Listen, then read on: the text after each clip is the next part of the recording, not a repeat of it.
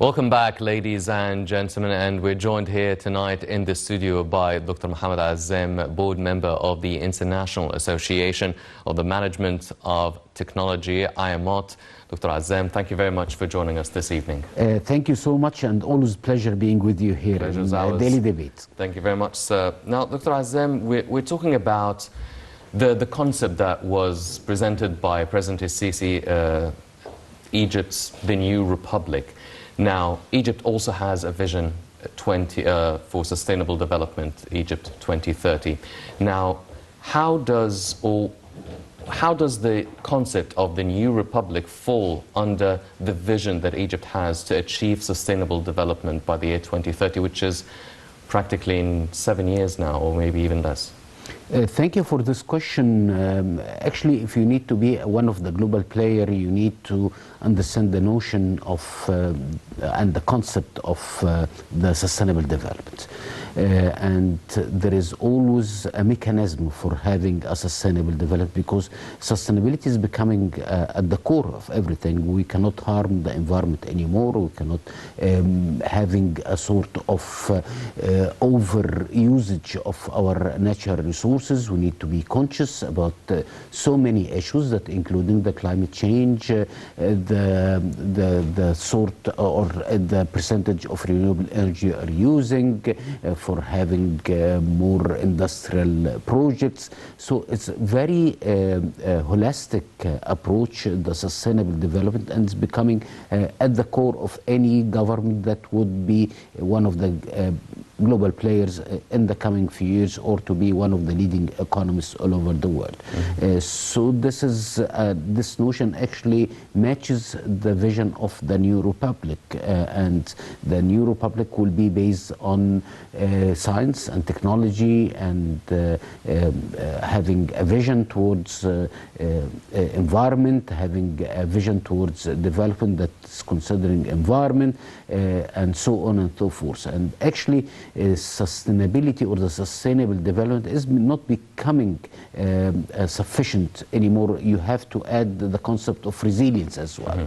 This is one of the lessons learned from the COVID-19 outbreak that took place in March 2020, and even one of the lessons, of the hard lessons that we learned because of the global political climate due to the war in Ukraine that started also in late February 2022. So the notion of having a sustainable, resilient development is becoming at the center of the attention of most of the governments all over the world, because you cannot have development without having in mind or considering the environment, as well as considering the concept and the notion of being resilient to absorb shocks, and also to be able to recover swiftly, which is what's happening actually, and one of the great lessons that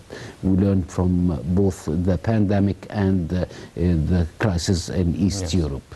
Well, talking about the resilience, being resilient to other external developments and turbulences, you've mentioned the COVID-19 pandemic, also the military conflict between Ukraine and Russia in Europe.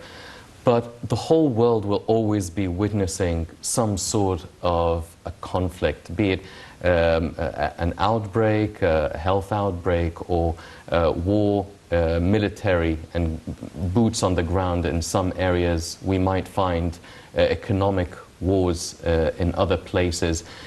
And there will always be some sort of a conflict, some sort of a catastrophe that we need to overcome, or we need to be resilient in front of. Now, should we be expecting to achieve such a goal of sustainable development in 2030, by 2030, or do you think all these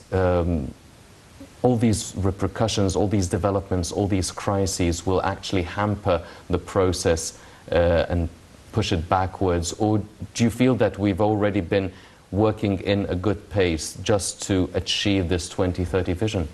Actually, of course, the COVID-19 outbreak as well as conflict in Ukraine harmed the overall development goals and objectives, and even many ambitious projects that or initiatives that were taking place concerning the sustainable development or achieving the sustainable development goals that were set by the United Nations by 2030. And of course, that's why we need to have a different framework in mind, while developing plans for achieving the sustainable development goals, or achieving or accomplishing our initiatives towards having Egypt 2030. The framework, of course, will be based on public policies that favoring technology utilization, that favoring technology development, because you cannot have a sort of sustainable, resilient development without having a subsystem for technology development coupled with your economic system, and both are served by public policies. That's why we need to consider what's called the pyramid of competitiveness all the time. And this holistic approach, this framework, would definitely help you to be able to deal with such unforeseen issues and unforeseen crises that are taking place all over the world, because you are not responsible for the COVID-19, you are not responsible for having such huge kind of military conflict, armed conflict in East Europe that affected everything all over the world. Or in Sudan, or sanctions on China as well. The trade war between the U.S. and China, the geopolitical tension in the Far East, the geopolitical tension in East Europe, and because we are living in a connected world today, our economy is connected, and our values are actually, or our dreams are becoming connected as well. That's why you always need to have your own system of being resilient and sustainable.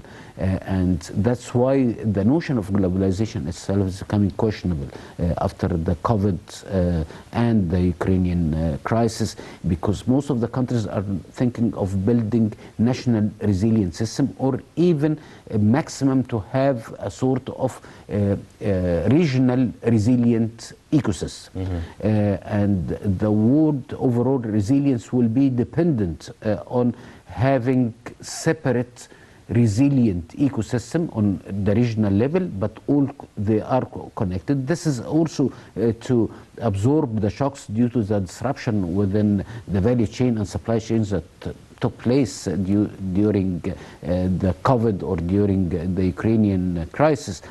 That's why it's very important to build this kind of framework. The framework starts with having public policies that supporting having ICT infrastructure, because having ICT infrastructure is not becoming an option, is becoming a mandate for having sustainable, resilient development. And we've experienced this during the COVID, when we had to work remotely to have our business conducted remotely, to provide the public services remotely, even to provide the education services remotely, without having a robust, sustainable and resilient ICT infrastructure. It wouldn't be very hard to realize any objective. It would be very hard to overcome the impact on the social and economic level when it comes to the consequences of having such global health crisis like COVID-19. And of course, having this kind of ICT infrastructure would be the base of swift recovery, and this was mentioned in many international reports, especially reports issued by the World Bank, for example. And of course, you need to build a resilient healthcare ecosystem, because also this would help you to address such huge, massive challenges. And even the resilient concept wasn't in the healthcare ecosystem, not only in Egypt, but also all over the world. If you've seen the impact of COVID-19 on different healthcare systems, and even the most advanced countries and nations would be astonished that they were not prepared to absorb such or to deal with such a massive health crisis. So resilient is becoming also very fundamental aspect within the healthcare system. Yes. And this should be followed by investment in infrastructure. Infrastructure is not only about investing in roads, logistics hubs, or having logistic zones, but also that including having a state-of-art sea and airports to be able to move goods and services along the nation or among a certain region within the world. And of course this ultimately will lead you to be able to provide your products and services on the global level as well. But also this includes the investment in R&D facilities. Universities, research-based universities. This is to own technology, because owning the technology is the main inflection point for any economy to prosper and to grow. And we've seen this in China, for example. Yes. The Chinese economy has witnessed huge growth over the last 20 years, for example. And of course, the development of this kind or this size of an economy is totally dependent on owning technology. We've seen China now is excelling not only in the manufacturing sector or what's called the mature technology like automotive industry, for example, but also they are excelling in very advanced tech domains that includes artificial intelligence, next generation telecom system, the supercomputing, and or what's called the quantum computer, the next generation computing technologies, the biotechnologies, which is the integration between, or the bioengineering, which is the integration between the biosciences and the ICT technologies. So this is very important to own the technology, because owning the technology is making the difference, actually. And we've seen companies all over the world that their revenue and their market cap are more than the GDP of nations. Yes. If you look at the top 5 companies when it comes to the market cap, you'll find 4 out of them are tech, and one of them is belonging to the energy sector. This is companies that the market valuation of such companies is exceeding the $2 trillion as a market value. So without having the technology, it would be very hard to make the difference. Yes. Well, Dr. Azzam, now you spoke about being resilient to this, to the external sort of pressures and circumstances, and a good, complete ecosystem of the New Republic should also be able to withstand and be resilient to internal pressures and circumstances. What sort of internal circumstances within the country, domestic pressures, that could arise that an ecosystem of a new republic should withstand? Actually, you cannot depend only on large companies anymore. You need to have a sort of clustering. Clustering that includes small and medium enterprises as well as the large ventures, because the small and medium enterprises, or SMEs, are the main driver for the growth of any economy. They are 80% of the businesses as a percentage, and they are responsible for like 40% of the global GDP and 50% of employment. And they are very agile to absorb shocks, but you cannot leave them alone. You need to cluster them. Clustering based on the natural competitive edge of a specific region, for example. This was called a traded cluster concept, and connect them with the larger companies and larger enterprises within their value chain, because you need to have a sort of business opportunity for such small and medium enterprises, because they are fragile by nature. Yes. And also you need to focus on them and build their competence, also by using the technology either in the back office for having bookkeeping, for example, having a very simple technology to manage their inventory or to manage their production facility. This is very important. And also you need to help them with the technology to be able to export their product and services using the online marketing, for example, and to avail their product and service to the larger player within the ecosystem or within the value chain, and having a sort of a complete end-to-end value chain managed by technology to even forecast and foresee the supply and demand, yes. and to manage in a proper way the supply and demand and not only in a swiftly manner, but also in cost-effective, time-effective manner. We've seen this as, for example, in just-in-time inventory system that was invented by the Japanese and disrupted the whole automotive industry and helped the Japanese to lead this industry for decades. And this concept has been also been transferred to the Korean industries and to the Chinese industries nowadays.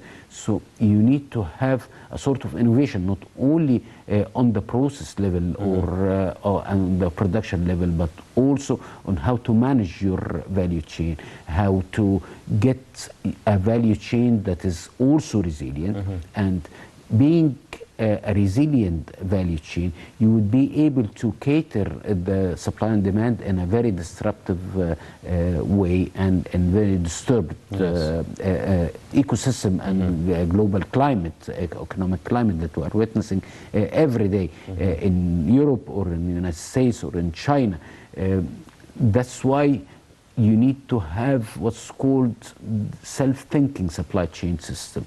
This is the new inflection point when it comes to the supply chain management, to have the system capable to forecast the demand from the consumer side and trigger this demand to the suppliers to produce their product and services, and to be able to provide such a product and services back to their customer in seamless concept or seamless notion. Yes. And this would be happening by integrating both physical world and the virtual world, and yes. technology is already there as well. You can find the artificial intelligence, the computer vision, the supply chain management systems, the online marketing, the e-commerce, all integrated in a holistic approach to serve the value chain end-to-end, from the consumer or from the production facilities and plants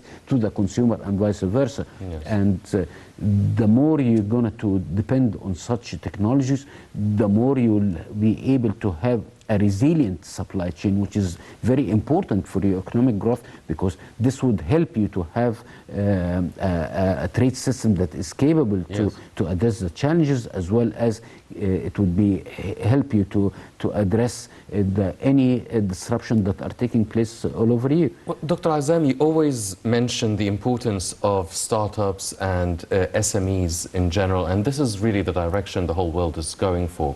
Now, it seems that entrepreneurs and startups and all the SMEs, they're born from an idea an entrepreneur has, and then it is translated into a project or a company or a service, and it seems to happen in a very random way with no real system for it. And you've mentioned now the importance of having an ecosystem for the SMEs and how to cluster these SMEs and all these startups. Now, who's responsible to cluster it and really have or dictate the supply and demand chain that you've mentioned, and also have some sort of a clustering for these SMEs to have a proper ecosystem that an economy can stand and build on?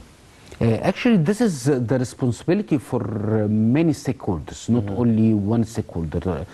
Government is taking part in clustering, of course, it is very important. Also the donors or the international organizations and the larger private sector. So it's the responsibility for everyone. They need to work in harmony. That's why they need to unify the vision for this cluster and to find a way or a purpose for everyone within the cluster to prosper, to produce quality product and services, because this is the key here. You cannot only having just a product or a service. You need all the time to be able to produce quality products and services that's to meet the taste and the requirement of your customers and consumers, because the world is open. You can have such a product and services from all over the world by just sending a message to an e-commerce platform and you'll have it. Yes. That's why it's very important to build the system for producing products and services, but at quality. Quality is not an option anymore as well.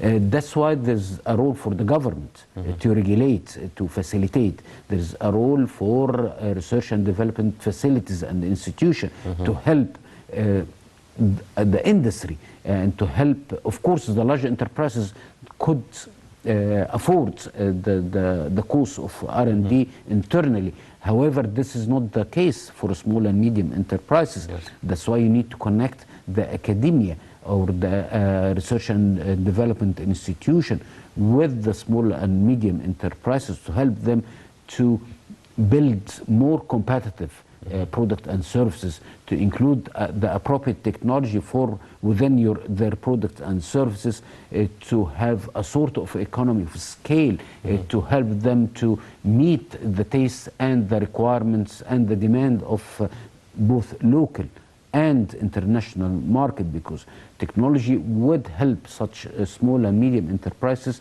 to grow their production at a larger industrial scale by using the concepts and the technologies within the concept and the notion of the fourth industrial revolution. So it's very interconnected. Actually, it's like a mesh, it's like a matrix that everyone has a role and everyone has a sort of benefit as well. And this is the only way to sustain and maintain such a mesh or this kind of interaction, because there is a value for everyone, there is a room for everyone to grow, and everyone is seeing the value for other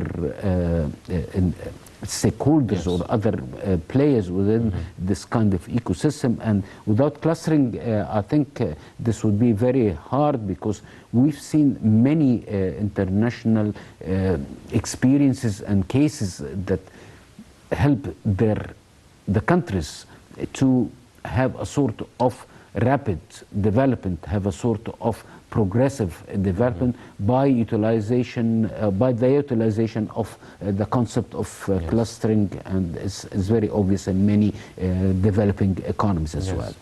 Well, ladies and gentlemen, one of the main cornerstones for the new republic is the development and the sustainability of the information and communication technology sector. Let's check out this report and we'll be right back.